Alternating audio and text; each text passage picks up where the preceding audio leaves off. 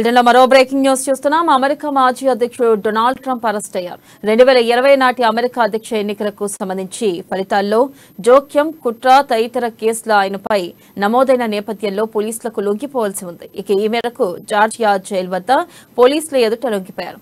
ఇప్పటికే ఆయన స్వయంగా ఫుల్టాన్ కౌంటీ జైలుకు వెళ్లి లొంగిపోయి $2 లక్షల విలువైన బాండ్ను సమర్పించి బెయిల్ తీసుకునేందుకు Atlanta Fulton county district attorney Fani Willis అనుమతించారు.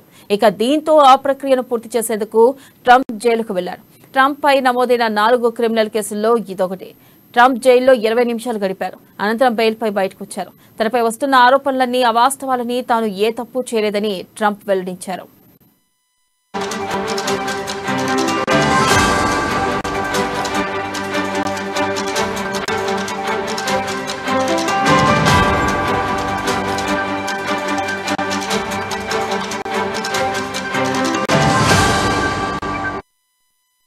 అమెరికా మాజీ అధ్యక్షుడు డొనాల్డ్ ట్రంప్ అరెస్ట్ అయ్యారు. 2020 నాటి అమెరికా అధ్యక్ష ఎన్నికలకు సంబంధించి ఫలితాలు జోక్యం, కుట్ర తదితర కేసులు ఆయనపై నమోదైన నేపథ్యంలో పోలీసులకు లొంగిపోవాల్సిందే. ఈ మేరకు జార్జియా జైలు వద్ద పోలీసుల ఎదుట లొంగిపోయారు.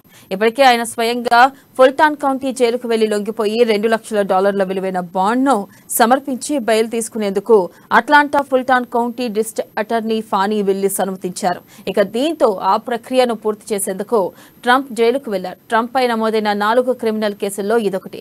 ట్రంప్ జైల్లో 20 నిమిషాల పాటు గడిపారు. ఇక అనంతరం బెయిల్పై బయటకొచ్చారు. తనపై వస్తున్న ఆరోపణలన్నీ అవాస్తవాలని, తాను ఏ తప్పు చేయలేదని ట్రంప్ వెల్లడించారు.